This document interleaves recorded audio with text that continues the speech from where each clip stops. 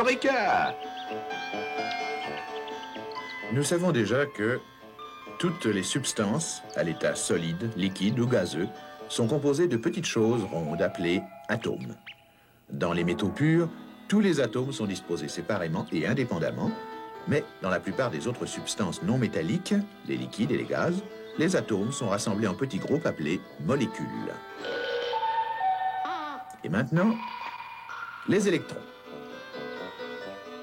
Quelle est la plus petite chose que tu puisses imaginer? Une puce? Oui, ça c'est vraiment petit. Mais même si tu regardais une puce dans le plus puissant microscope du monde, tu ne pourrais toujours pas voir les molécules qui la composent.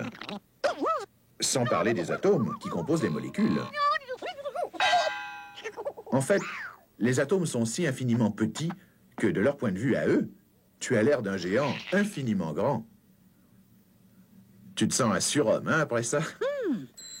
Mais si tu contemples un ciel étoilé, tu vas te rendre compte que là-haut, il y a des milliers d'autres mondes. De ton point de vue, ils ne sont pas plus gros que des têtes d'épingle. Mais du point de vue de quelqu'un qui se trouverait dans l'un de ces autres mondes, la planète Terre doit avoir l'air d'une tête d'épingle. Et toi, oui, toi-même, ne serait même pas visible du tout, même au travers du plus puissant télescope. C'est comme si tu n'étais pas plus gros que l'un des atomes de la puce. On sait très bien que tu es plus important que ce qu'en pense quelqu'un d'un autre monde. De la même manière, les atomes sont bien plus importants que toi, tu ne le penses. Les savants ont essayé d'imaginer ce que tu pourrais voir s'ils pouvaient te mettre en présence d'un atome. Voici le modèle le plus simple qu'ils aient pu imaginer. Ta première impression doit être de rencontrer un fantôme, puisque tu peux passer au travers. Tout ça parce que l'atome est en grande partie composé de rien, mais rien du tout. L'atome fantôme.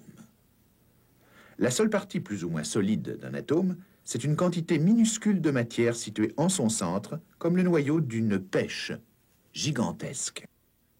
En fait, c'est ainsi que les savants appellent cette partie le noyau.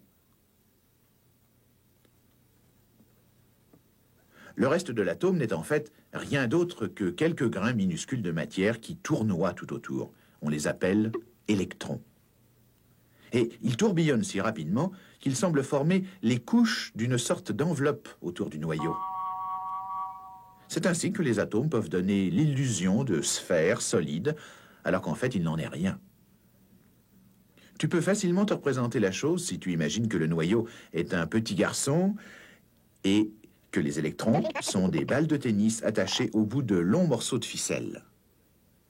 Si le petit garçon fait tournoyer les balles de tennis assez vite autour de sa tête, tu auras l'impression de voir une grande sphère, au lieu de voir un petit garçon qui joue à un jeu de balles plutôt compliqué.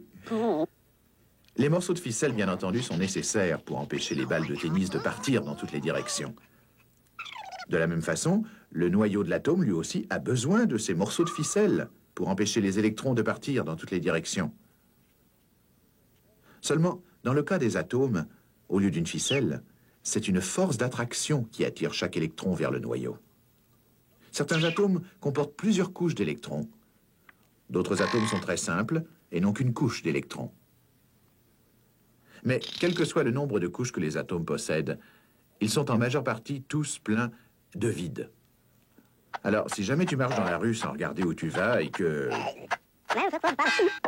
Console-toi, ce lampadaire, ce n'est qu'un tas de molécules, qui ne sont qu'un tas d'atomes, qui ne sont qu'un tas de... bon, presque rien. Alors, de quoi te plains-tu?